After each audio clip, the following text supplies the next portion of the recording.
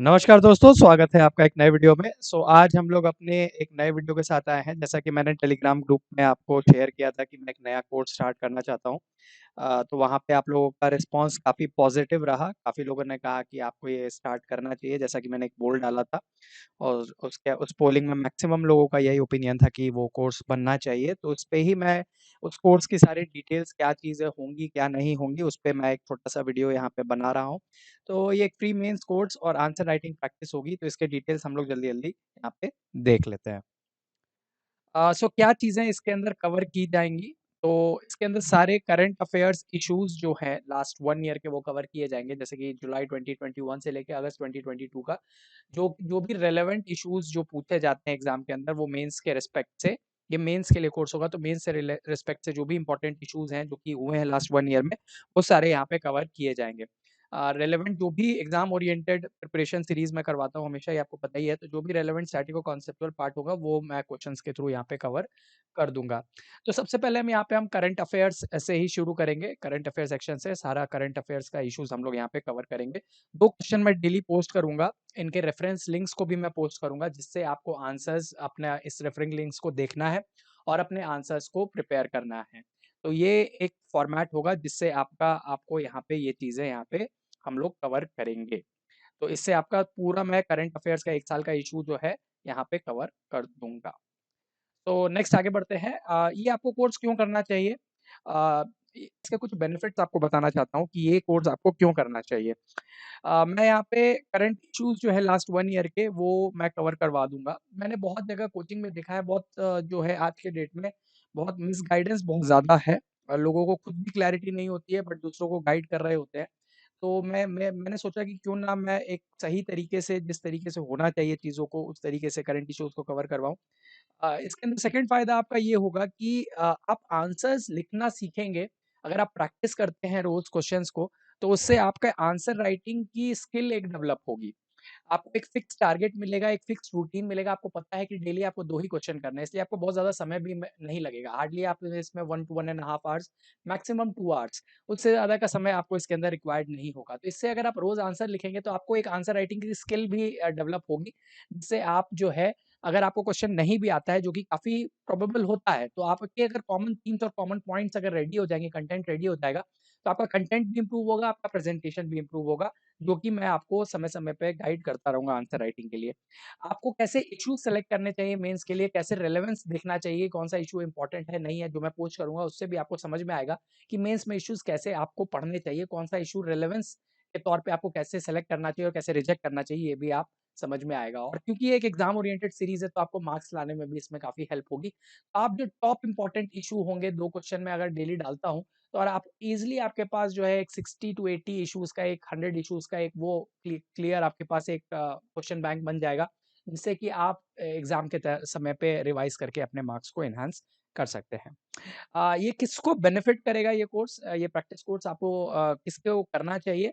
BPSC जो 67, 68 दे रहे हैं या यूपीएससी मेंस 2022 और 2023 में दे रहे हैं। देखिए यूपीएससी मेंस और बीपीएससी मेंस में एक छोटा-सा डिफरेंस है। यूपीएससी में काफ़ी नीश क्वेश्चन्स पूछे जाते हैं आज के डेट में क्योंकि कॉम्पिटिशन काफ़ी बढ़ चुका है वहाँ पे। बीपीएससी में ऑन द अदर हैंड काफ़ी ब्रॉड क्वेश्चन पूछे जाते हैं जो कि ट्रेंड आज से मेरे ख्याल से 7-8 साल पहले जो यूपीएससी का था, वो अभी बीपीएससी का है। तो वहाँ पे काफ़ी ब्रॉड क्वेश्चन पूछे जाते हैं, तो वहाँ बहुत माइक्रो आपको नहीं जानना है। लेकिन आज के डेट में यूपीएससी में काफ़ी माइक्रो क्वेश्चन्स भी पूछे जाते हैं, तो स्पेसिफिक अगर आपको नहीं पता है, तो आप वहाँ पे आंसर्स नहीं लिख पाएँगे। तो मैं कोशिश करूँगा कि मैं यूपीएससी के भी जो रिलेवेंट क्वेश्चन है, उसका मैं क्वेश्चन्स पोस्ट कर दूँ और बीपीएससी का भी मैं क्वेश्चन पोस्ट करूँ, बट मेरा फोकस यहाँ बीपीएससी पे ही होगा और यूपीएससी का क्वेश्चन्स का मैं मेंस के पहले एक लिस्ट दे दूँगा अगर फीज़िबल हुआ तो, क्योंकि जो लोग मेंस की तैयारी कर रहे हैं, उनके लिए बेनिफिशियल हो जाएगा। कोई भी कैंडिडेट जो कि बिगिनर हो या एक्सपीरियंस्ड हो, उसको ये कोर्स करना चाहिए क्योंकि करंट अफेयर एक डायनामिक चीज़ है जो कि आई थिंक अ, दोनों को ही करना है। चाहे वो एक्सपीरियंस कैंडिडेट हो जो काफ़ी सालों से प्रिपेयर कर रहा है या कोई बिगिनर हो जो कि जिसने अभी प्रिपरेशन स्टार्ट की है। तो आई थिंक ये दोनों के लिए रिलेवेंट है, दोनों को इससे बेनिफिट होगा। बहुत बार क्वेश्चन पूछते हैं लोग मेरे से कमेंट में और पर्सनल मैसेज करके कि क्या इसकी कोई फीस चार्ज होगी? मैंने पहले भी कहा है कि कोई भी चीज़ मेरा ये मानना है कि वर्ल्ड में फ्री नहीं होती है। मैं फ्रीबी के लिए मैं इसके लिए बिल्कुल भी इसका पक्षधर नहीं हूँ क्योंकि हर चीज़ का एक अपॉर्च्युनिटी कॉस्ट होता है।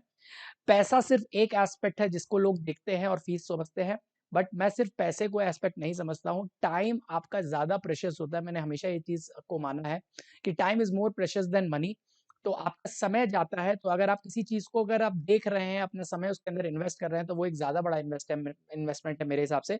तो आपको अपना टाइम देना पड़ेगा, एनर्जी देनी पड़ेगी और फोकस देना पड़ेगा। तो आपका फ्री तो डेफिनिटली नहीं है, क्योंकि आपकी ये चीज़ें जा रही होंगी। हाउएवर इसके अंदर कोई पैसा नहीं लगेगा आपका।